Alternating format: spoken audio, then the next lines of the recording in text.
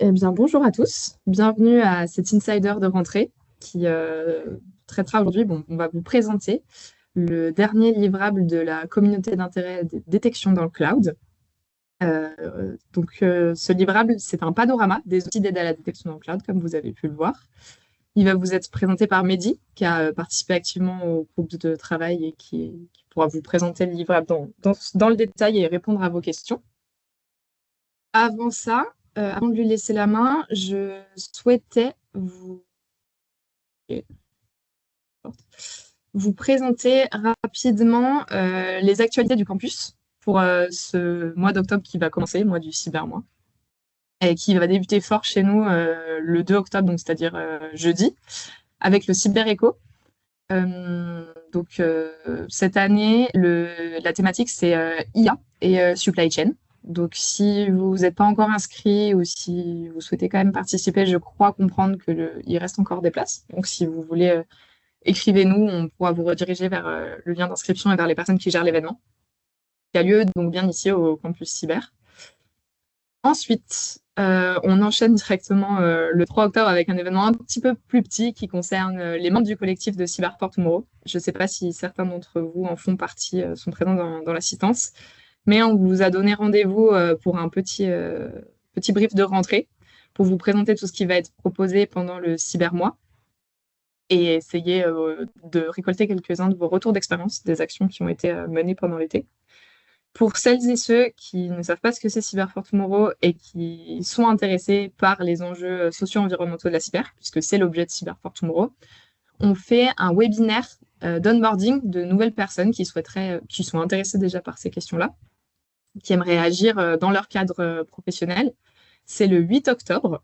Pareil, on pourra vous remettre le lien. Vous pouvez me recontacter à la fin de cet insider si vous êtes intéressé. C'est en visio, donc le 8 octobre, entre midi et 2, de 13h à 14h. Si vous vous intéressez à ces questions, n'hésitez pas à venir. On va pouvoir vous informer sur le sujet. Ensuite, on enchaîne le 27 octobre avec un événement justement qui est organisé dans le cadre du Cybermois, en partenariat et via l'initiative Cyber for Tomorrow, qui est la fresque de la cybersécurité, enfin les fresques au pluriel. On invite ici, encore une fois, dans les locaux du campus, les entreprises de la défense, les entreprises même plus largement qui ne sont pas spécialisées dans la cybersécurité. Et on ouvre également au grand public, donc c'est quand même une invitation qui est assez large, pour venir réaliser 2 fresques de sensibilisation à la cybersécurité. Donc pour ne pas les nommer, la fresque des cybercitoyens de Advance et la fresque cyber et vie privée de Cyberludique, que vous connaissez peut-être. Donc, on va faire cet atelier sur la matinée du 27 octobre. Si vous êtes intéressé ou que vous connaissez des personnes qui pourraient être intéressées par cette sensibilisation, n'hésitez pas à relayer également autour de vous. Il y a encore des places. Et pareil, le lien d'inscription est disponible. Si vous allez sur le LinkedIn du campus, tous les liens sont dispo. Mais écrivez-nous si vous avez du mal à trouver. Pardon. Et enfin, du 5 au 7 novembre, on aura un hackathon euh, qui réunira des étudiants de la cybersécurité et des experts et des chercheurs autour de la question de la cybersécurité du spatial. Voilà. Pareil, si vous avez besoin de plus d'informations sur cet événement, on pourra vous mettre en relation avec les personnes qui s'en occupent directement pour que vous ayez accès à plus de ressources. Voilà ce qui va se passer dans les grandes lignes au campus. Et puis, bien sûr, dans le cadre du Cybermois, il va y avoir plein d'événements aussi organisés par les acteurs de l'écosystème.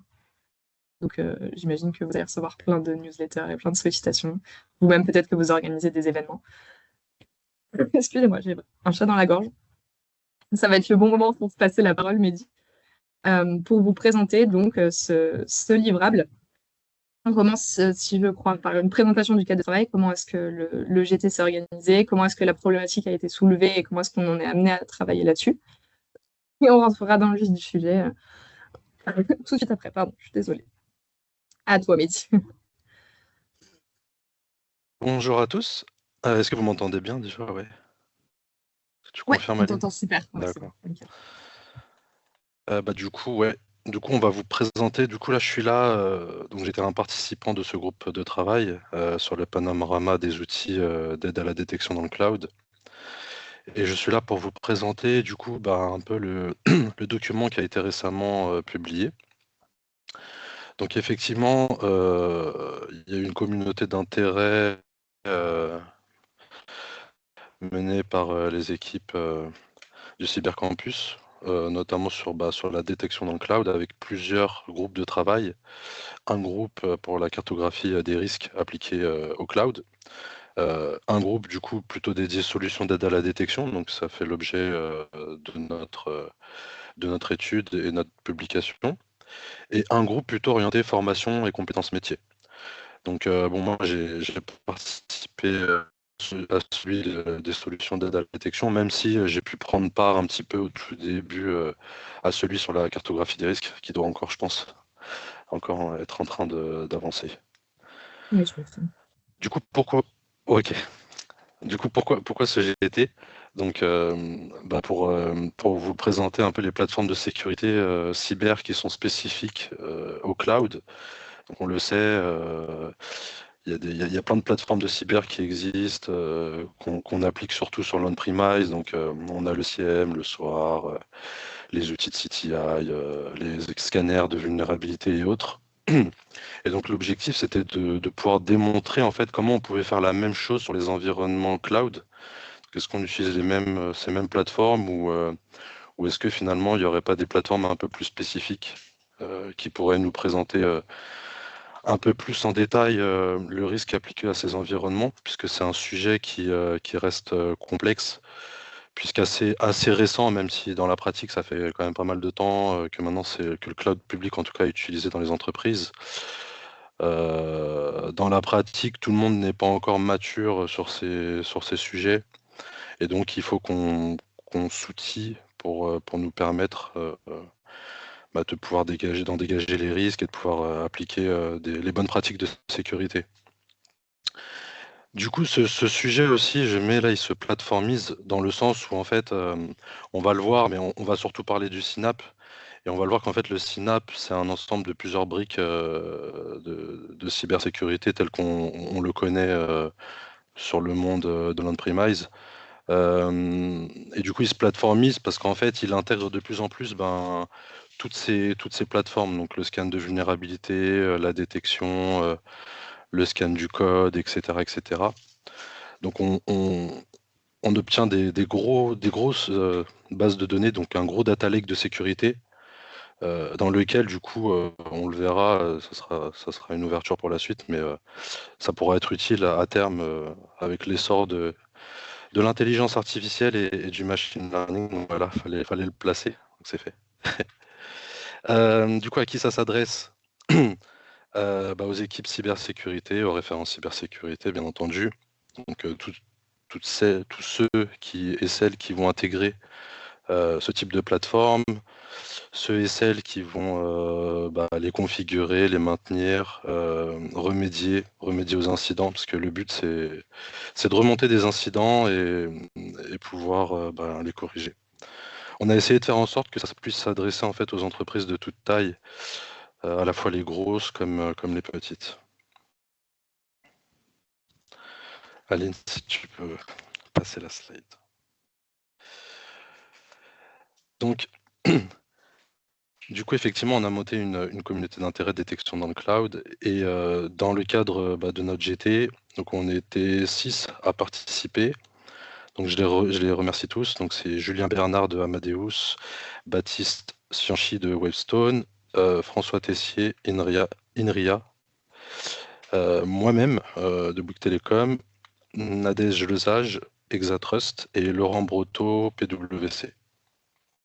Donc on a commencé le groupe de travail en avril 2024. Et oui, ça a pris du temps, puisqu'on se retrouve un an plus tard à publier l'ouvrage. Et voilà, on en est plutôt fiers. Ça a été beaucoup de travail, et avec des hauts, des bas. Voilà. Parfois, il faut se remotiver aussi, tout ce sujet à côté. Donc voilà, c'est beaucoup d'investissement après le boulot, quoi. Donc ça a commencé par des premières réunions de cadrage pour poser le contexte, le périmètre, être une démarche indépendante. Est-ce qu'il fallait par exemple aller voir les acteurs de la cyber pour qu'ils nous présentent leurs différentes solutions, qu'on les mette dans le document, mais en fait voilà, on a voulu rester agnostique et indépendant. Du coup, je l'ai dit tout à l'heure, prise en compte des besoins des grandes entreprises et des petites et moyennes entreprises. Et puis on s'est posé des questions aussi sur est-ce qu'il fallait intégrer le cloud privé, est-ce qu'il fallait intégrer les aspects réglementaires, donc là, tout ce qui est souveraineté nationale, etc. Là, on est resté plutôt sur les enjeux du cloud public, même si ce qu'on va dire, en fait, ça s'applique de plus en plus au cloud privé, notamment avec les socles Kubernetes qu'on peut héberger on-premise, mais qui restent des socles cloud à part entière à sécuriser. Donc du coup, comment ça s'est organisé? Avec des réunions de travail bi-hebdomadaires pour consolider les idées, partager la vision commune. Et puis ensuite, en fonction des différentes thématiques, plutôt des réunions en duo ou en trio, plutôt là hebdomadaires. Donc plusieurs thématiques, par exemple gouvernance, sécurité et risques spécifiques au cloud, notamment pour toute la partie introduction, l'introduction à la plateforme, et puis une autre thématique liée au Synap, où on rentre un peu plus dans les enjeux techniques de ce type de plateforme, et ensuite voilà, plutôt les stratégies d'intégration. Donc j'ai essayé de résumer un petit peu ce livrable, comme ça, si tout le monde ne l'a pas lu, on sera au même niveau de connaissance.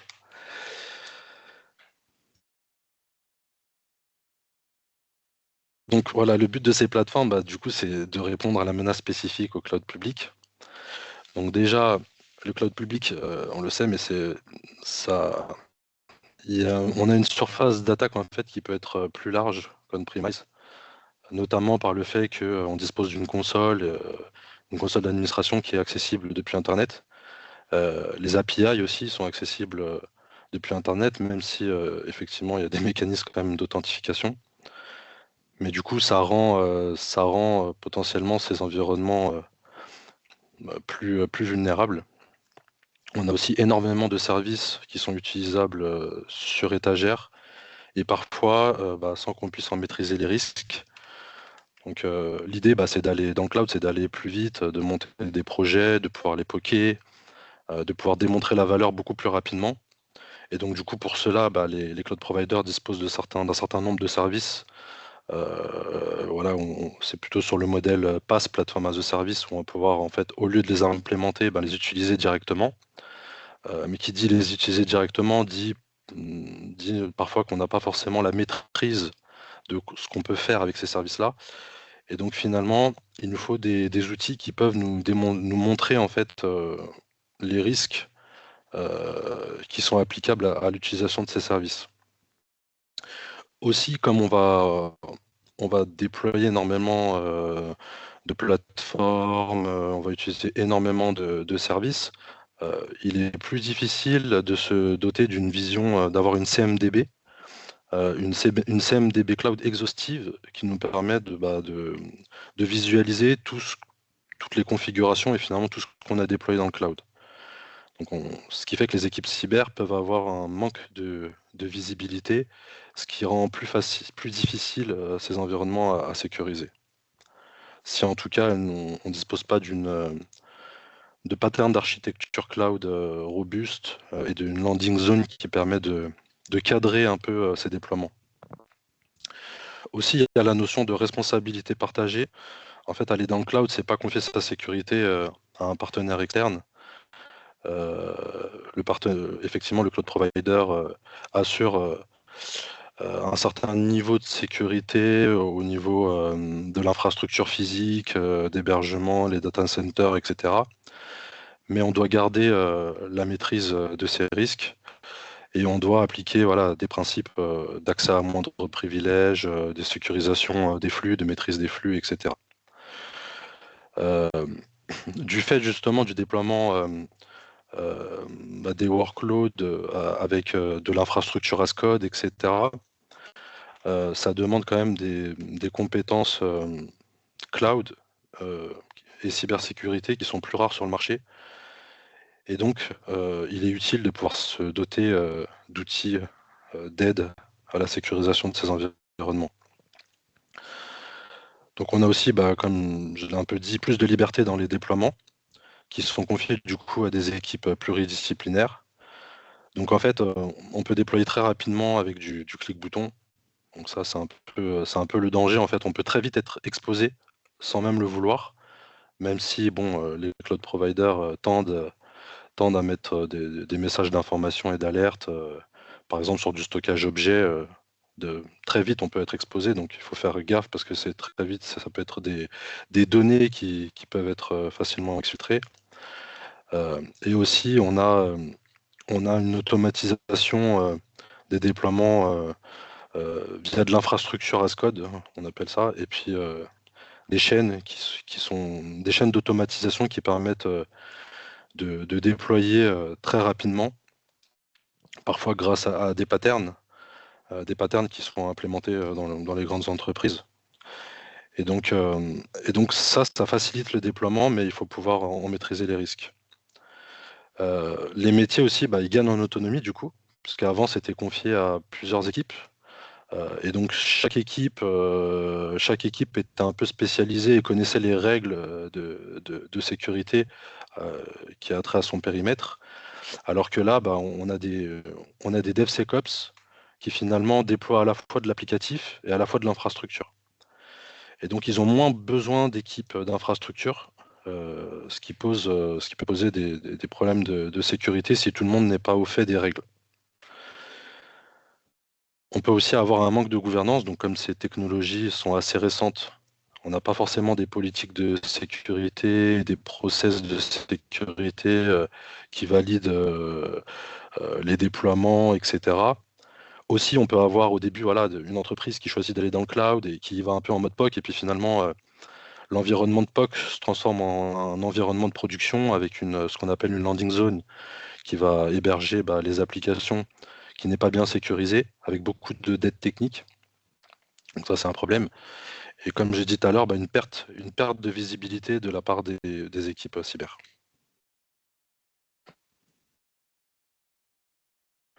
Donc l'objectif de ces plateformes, du coup, ça va être de regagner en visibilité, donc faire l'inventaire des ressources qui sont déployées dans le cloud, ainsi que toute leur configuration, vérifier la conformité aux politiques de sécurité, donc on peut implémenter nos propres politiques de sécurité, nos PSSI, mais aussi les standards de sécurité courants, tout ce qui est CIS, NIST, etc.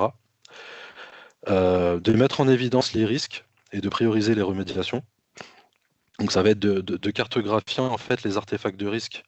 Donc ça peut être de la vulnérabilité telle qu'on le connaît traditionnellement, mais aussi tout ce qui est aspect conformité, donc des configurations dangereuses, pouvoir aussi cartographier où se trouvent les données sensibles, les permissions à privilèges trop élevés, et finalement de pouvoir faire le lien entre tous ces artefacts de risque pour en fait derrière générer des incidents prioritaires. Donc en fait, souvent quand on part sur des plateformes de type Synap, on a déjà une base de son environnement cloud déjà bien ancrée. Et souvent, on vient connecter la première fois le Synap et puis en fait, on va remonter énormément de vulnérabilités, de problèmes de configuration. Ça, les éditeurs de la cyber, ils en sont conscients.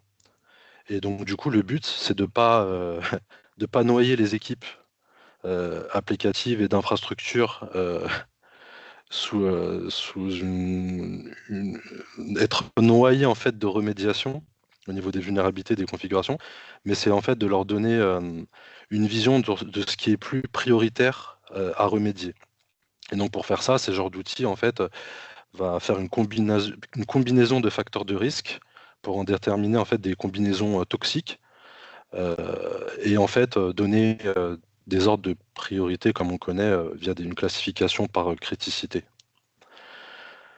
Et donc le but derrière, c'est donner cette vision prioritaire et puis ensuite derrière contextualiser le risque, puisqu'on a un public en face de nous qui n'est pas forcément expérimenté et sensibilisé aux enjeux cloud.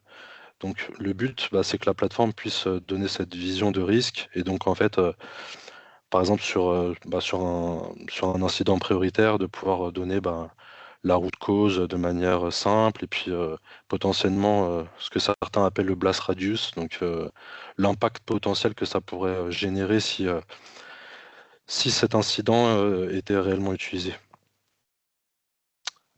Troisième volet, du coup, c'est détecter et réagir aux menaces en temps réel, donc un peu le rôle de tout ce qui est EDR, SIEM, etc. Donc comment, en collectant en fait les événements du control plane qui est plutôt le management des services, et,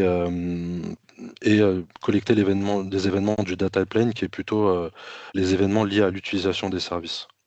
Donc control plane plutôt voilà, déploiement de l'infrastructure, et le data plane plutôt voilà, détecter je sais pas, de l'exfiltration en masse de données sur un stockage d'objets, des choses comme ça. L'utilisation abusive d'un rôle, etc. Proposer des règles de détection. Donc ça doit, vu comme d'habitude, en fait, les équipes SOC n'ont pas forcément à l'origine de compétences sur les technologies cloud, et parfois aussi, ils n'ont même pas la maîtrise en fait de l'architecture cloud qui a été implémentée. Donc ça leur est difficile de proposer des règles de détection appliquées à ces environnements-là. Et donc l'idée, c'est de se dire, en fait, déjà couvrons le standard, quoi. Toutes les règles de détection qui peuvent être applicables à n'importe quelle entreprise. Et donc du coup, ces outils-là sont là pour fournir out of the box des règles de détection et permettre de contextualiser les incidents. Et puis le dernier volet, ça va être de pouvoir gagner en maturité, mais ça c'est vraiment le dernier volet.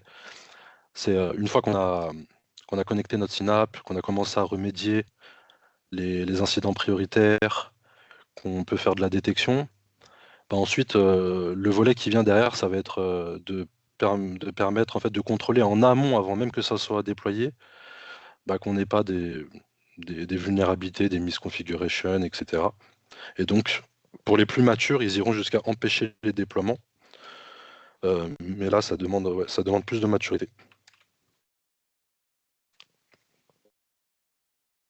Et donc pour ça, en fait, le Synapse, il est découpé en plusieurs modules. Enfin, c'est comme ça, en tout cas, qu'on le présente. Donc les modules de Security Post Management. Donc là, c'est plutôt, on a déjà déployé, et donc du coup, là, on veut remédier. Donc, vous verrez, il y a beaucoup d'acronymes en SPM. Donc mais bon, on parle souvent de CSPM, Cloud Security Posture Management.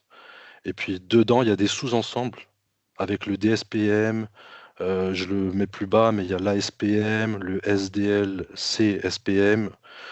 Donc tout ça, ça peut rentrer dans la notion CSPM, mais on peut le découper aussi comme ça, plus granulairement.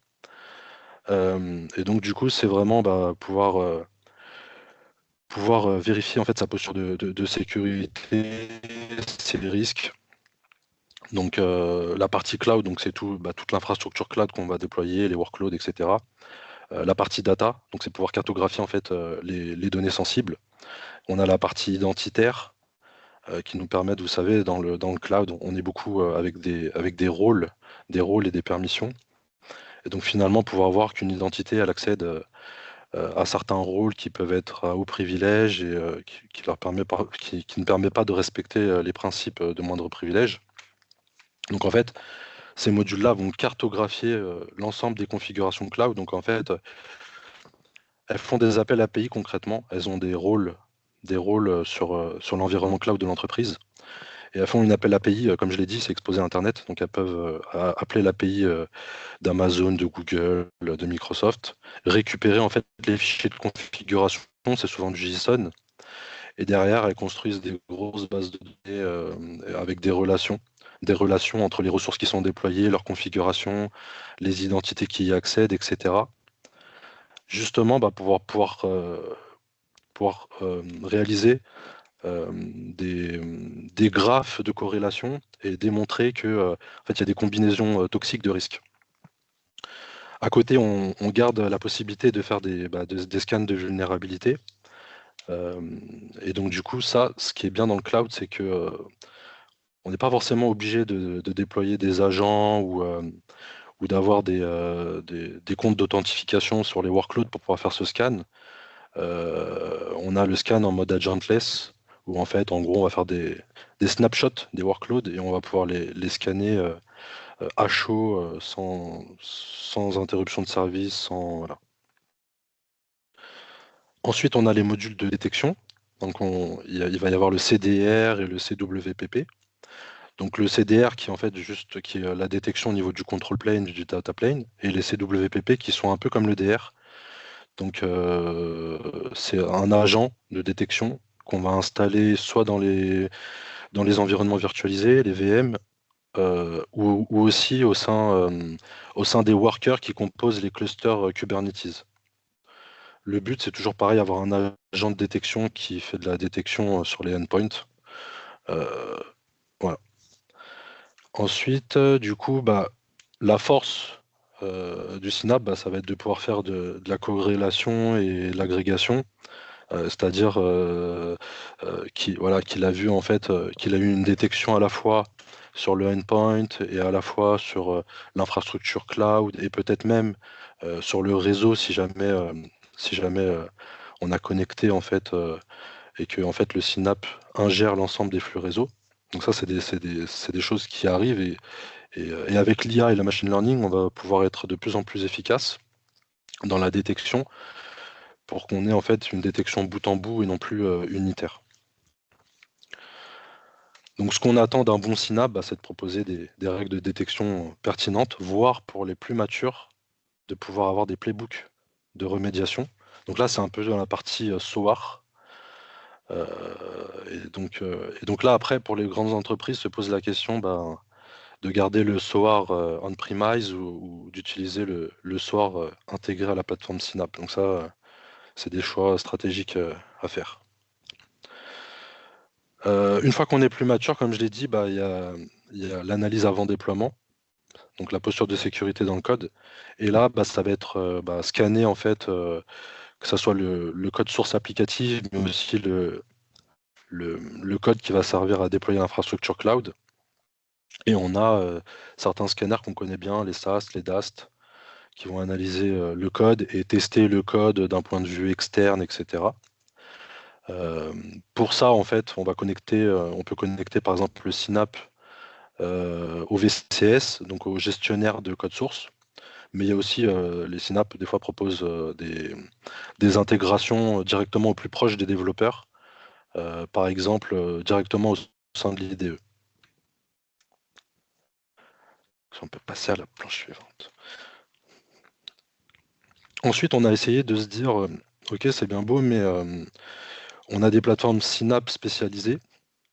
On a aussi des entreprises qui ont leurs propres outils, ils ont déjà des SOAR, des scanners de vulnérabilité, des EDR.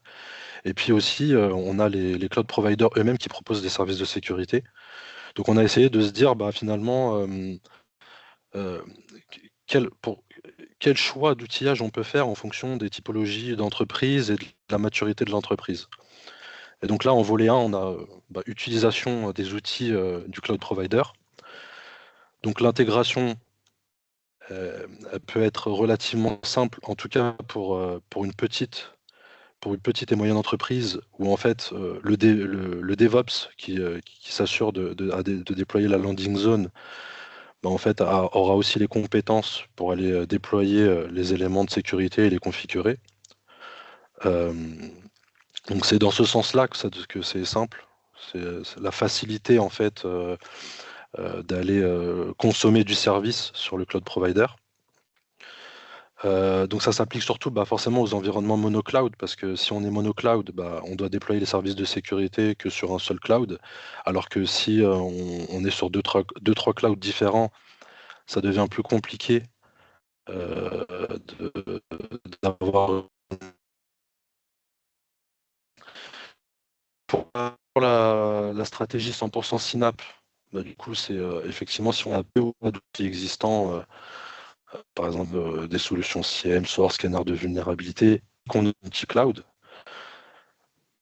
Donc la complexité elle devient un peu forte, puisqu'en fait un Synapse ok, il y a la phase d'intégration, c'est pas la plus difficile d'intégrer un Synapse à notre cloud provider. Finalement, c'est des appels API.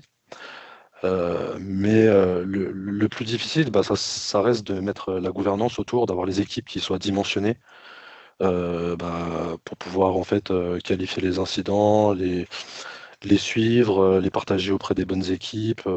Et il faut pouvoir aussi faire rentrer potentiellement les métiers, donc les développeurs qui développent les applications, etc.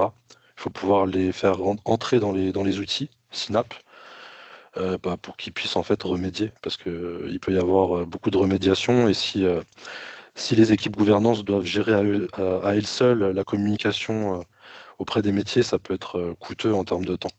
Donc l'idée, c'est de se dire, en fait, la gouvernance, elle a plutôt des KPI et des dashboards de sécurité, et derrière, il y a des process outillés qui permettent d'envoyer les incidents aux bonnes personnes. Et ensuite, on a le mode hybride, où là, en fait, il va falloir composer entre le périmètre existant et le Synapse.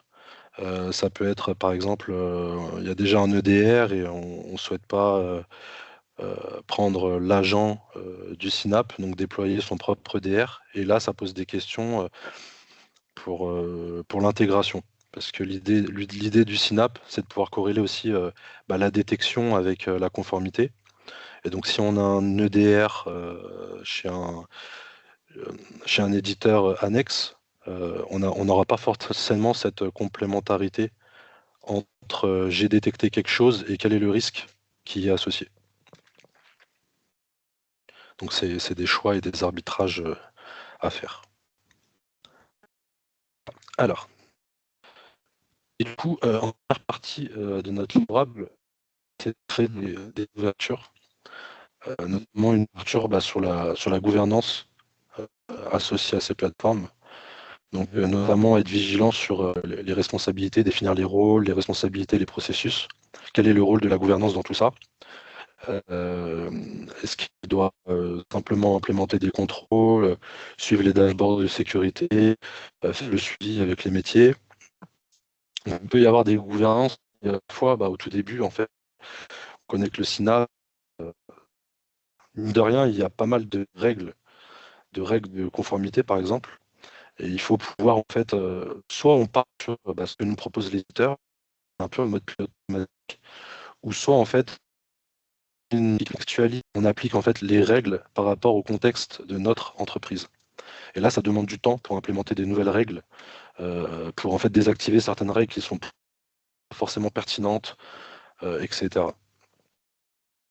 Pour certaines entreprises aussi qui ont un VOC, du coup, c'est de positionner le VOC dans tout ça.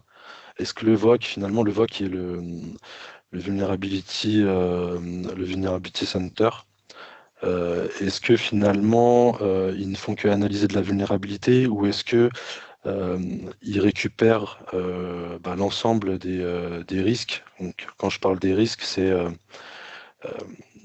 les incidents. Donc, en fait, la combinaison toxique entre une vulnérabilité et les mauvaises configurations. Si je peux donner un exemple, c'est sur une machine, on a une vulnérabilité assez élevée en termes de criticité. Et si cette vulnérabilité est exploitée, finalement, on se rend compte qu'il y a aussi que cette machine, elle accède à un rôle permissif qui permet, par exemple, d'accéder à une base de données ou un stockage objet qui a des données sensibles. Voilà, c'est ça la notion de combinaison toxique. Et donc, finalement, est-ce que le VOC, comme traditionnellement, analyse seulement la vulnérabilité, ou est-ce qu'il rentre aussi dans la partie conformité? Quel est le rôle également des métiers? Donc, est-ce qu'on donne accès au Synapse, aux métiers, pour qu'ils puissent avoir une visibilité eux-mêmes du risque, qu'ils puissent avoir tous les éléments de compréhension, qu'ils puissent eux-mêmes indiquer qu'un incident en fait est un faux positif, par exemple? Et dans ce cas, comment on s'assure au sein de la gouvernance que rien ne passe à travers? Est-ce qu'on leur impose, par exemple, certaines stratégies où on dit, nous, notre objectif, c'est zéro risque critique sur notre infrastructure cloud? Est-ce que ça a un sens si jamais on se dit c'est zéro risque critique, mais qu'on n'a pas fait ce travail de customisation? Voilà, toutes ces questions sont à se poser. Aussi, du coup, c'est un nouveau paradigme. On a plutôt une approche basée sur les risques. On est plus sur une résolution de problèmes unitaires, comme on pouvait le voir avant, où en fait on disait pour aller en production, il faut juste zéro vulnérabilité critique. Là, c'est zéro vulnérabilité critique, mais est-ce que finalement on s'oblige à traiter la vulnérabilité critique si jamais elle n'est pas associée à un risque réel? Par exemple, la vulnérabilité n'est pas au runtime, ou la vulnérabilité ne permet pas d'accéder à d'autres composants de l'infrastructure cloud, etc. Donc il y a tout un modèle à réfléchir et des définitions de KPI sécurité à suivre et qui soient compréhensibles par les métiers. On a mis aussi la transparence, donc faire entrer, ça je l'ai dit tout à l'heure, entrer les métiers dans l'outillage. Donc on les fait entrer dans l'outillage, mais après il y a tout un... Je le sais, c'est assez difficile, mais en fait, il faut faire entrer les équipes dans le métier, mais dans l'outil, mais en même temps, on ne peut pas leur donner une vision trop large. On ne peut pas leur donner la vision de tous les incidents de sécurité qu'on a sur la plateforme. Il faut pouvoir leur donner un scope bien précis. Et c'est là où peut se poser la difficulté, c'est-à-dire de pouvoir, dans le Synap, de pouvoir séparer en fait les différentes applications et de pouvoir en fait corréler les utilisateurs avec les applications, avec les incidents. Que chacun en fait ne voit que ce qui est dans son scope. Donc nous par exemple chez nous, pour faire ça, on a dû faire des développements assez lourds et conséquents. Donc c'est des questions qu'il faut poser à l'éditeur lors du POC en appel d'offres. Et ça ne doit pas être laissé en suspens, sinon ça va être énormément de travail à faire par les équipes cybersécurité. Et puis on a ouvert un peu aussi sur les tendances. Donc effectivement, je l'ai dit un peu tout à l'heure, mais le Synap il devient un gros data lake de données avec les détections, les vulnérabilités, les misconfigurations, la surface d'exposition externe aussi, ils sont capables de venir dialoguer avec les points d'exposition pour vérifier si les workloads sont réellement exposés à Internet ou si on n'a pas des vulnérabilités exposées. Donc, le but après, ça va être de pouvoir appliquer des modèles d'intelligence artificielle pour éliminer le plus possible les faux positifs et pour la détection, de pouvoir faire du machine learning pour se constituer en fait une baseline de comportement normal et de pouvoir détecter en fait tout ce qui est déviant et tout ce tout ce qui pourrait être intéressant finalement pour un SOC. Donc, les capacités de détection par la détection multi-source. Donc là, l'objectif, c'est de se dire, en fait, je ne fais plus que de la détection. Avant, en fait, je faisais de la détection spécifique sur l'endpoint, puis spécifique sur le réseau, spécifique sur l'infrastructure avec les audit logs. Là, l'idée, c'est d'aller plus sur une détection bout en bout, disant, j'ai vu des éléments, j'ai vu une détection qui n'est pas forcément taguée critique, qui est d'une criticité low ou medium sur le endpoint, mais en même temps, j'ai aussi vu passer une détection sur le réseau d'une criticité low ou medium. Et finalement, est-ce que je ne peux pas élever automatiquement mon niveau de sécurité puisqu'en fait, voilà, je fais de la détection multisource. Et l'idée derrière, c'est de pouvoir réduire aussi le bruit avec en fait la partie contextualisation. Donc, vu que l'environnement Synapse connaît les risques, il peut lier en fait la détection avec le risque pour essayer au maximum de réduire le bruit et les faux positifs. Je crois que c'est sûrement la dernière planche. Voilà. Et merci beaucoup de vous être connecté. Merci à toi, Mehdi, pour la présentation. C'était hyper clair. Merci à vous. Merci à tous. Bon Merci après-midi à d'être. tout le monde. Merci, au revoir. Merci. Bon après-midi. Merci, au revoir.